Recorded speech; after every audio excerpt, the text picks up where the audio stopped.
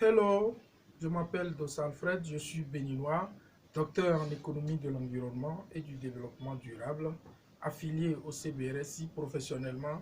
Je travaille au ministère de l'économie et des finances. Je vous présente aujourd'hui un thème intitulé Land Degradation and Cotton Growing in Farming Communities in Benin. Mon plan de présentation est le suivant. En grand 1, nous avons l'introduction. En grand 2, nous avons matériel et méthode. En grand 3, résultats et discussion. En grand 4, la conclusion. Alors, la dégradation des terres est un problème environnemental sérieux. Elle touche 1,5 milliard de personnes et sont 14% des populations pauvres dans le monde. Elle touche 33% des terres émergées, affectant plus de 2,6 milliards de personnes dans plus de 100 pays. L'Afrique est le deuxième continent le plus dégradé après l'Asie avec 494 millions d'hectares de terres dégradées. À l'échelle mondiale, les coûts financiers et économiques de la dégradation des terres vont de 3 à 5% du produit intérieur brut agricole pour 42 milliards de dollars US par an. Au niveau continental, c'est-à-dire au niveau du continent africain, les coûts financiers et économiques de la dégradation des terres vont de 4 à 12% du produit intérieur brut, dont 85% résultant de l'érosion des sols, la perte de nutriments et les changements de culture.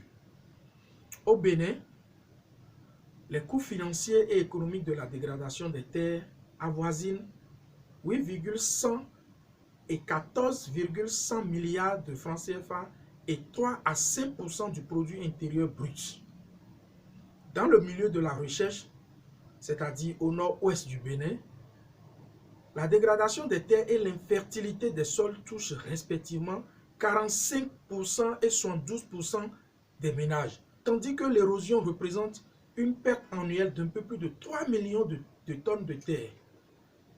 La dégradation des sols est égale à 24% dans le milieu de la recherche. Une estimation du coût monétaire de la dégradation des terres en 2015 révèle environ 1,5 milliard de nos francs. Alors, l'objectif général de la présente recherche consiste à évaluer quantitativement la dégradation des terres par la culture du coton dans le milieu de la recherche.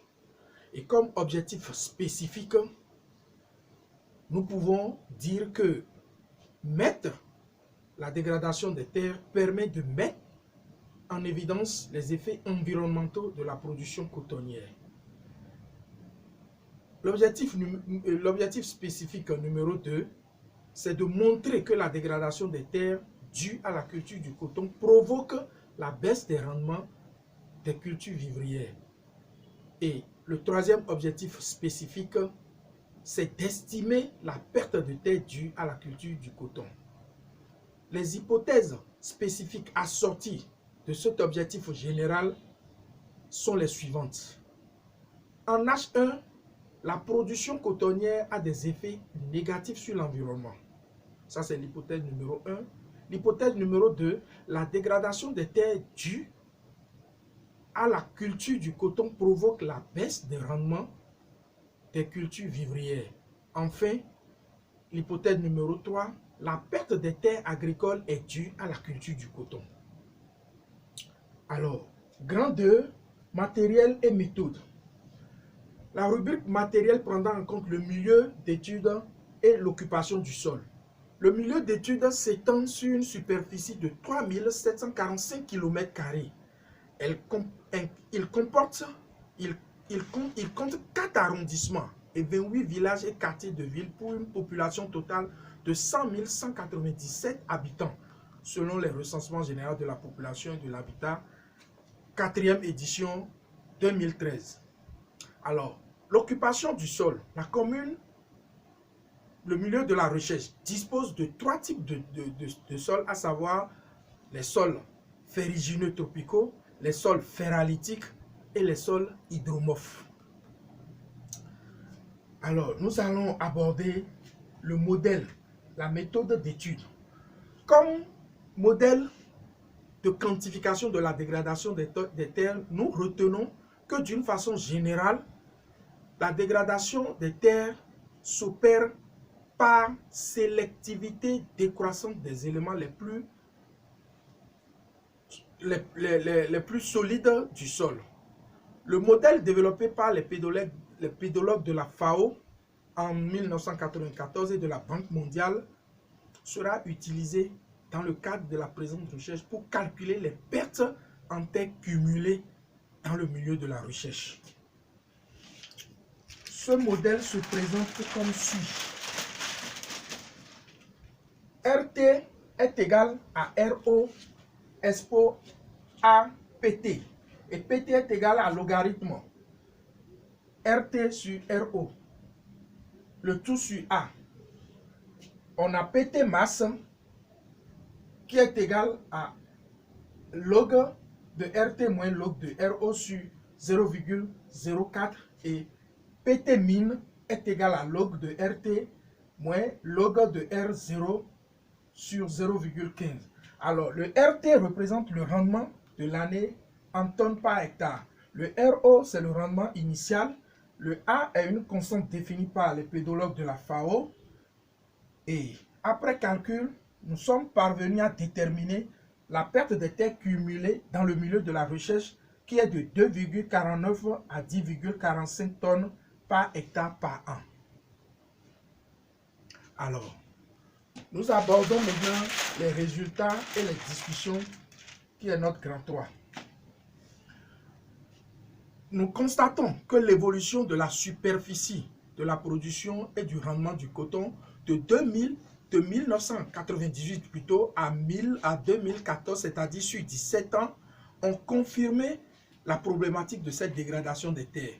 En effet, les superficies et les productions sont en évolution croissante sur la période indiquée, tandis que les rendements sont pratiquement constants, voire même décroissants par endroits sur la même période.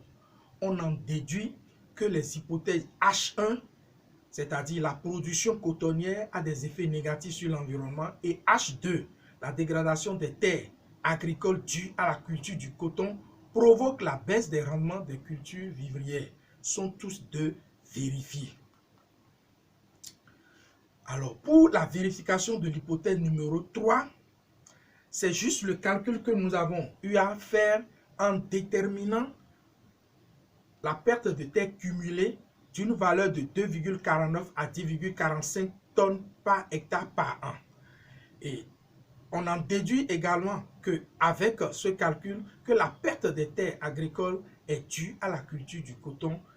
H3 est aussi vérifié. Alors, la perte en terre cumulée de 2,79 à 10,45 tonnes par hectare par an obtenue contre 1 à 12 tonnes par an par hectare tolérée par la FAO montre que le milieu de la recherche n'est pas du tout à l'abri d'une dégradation sévère des terres. Au contraire, que le processus de dégradation sévère est enclenché et indique que si rien n'est fait d'ici quelques décennies, la dégradation des terres deviendra, dans le milieu de la recherche, très sévère, suivant un effet multiplicateur. Une modernisation de la production cotonnière consisterait donc une perspective d'évolution à moyen terme et probablement la voie la plus sûre pour pouvoir avoir une agriculture durable au nord-ouest du Bénin. C'est sur ces mots que nous mettons fin à notre communication. Nous vous remercions pour votre aimable attention.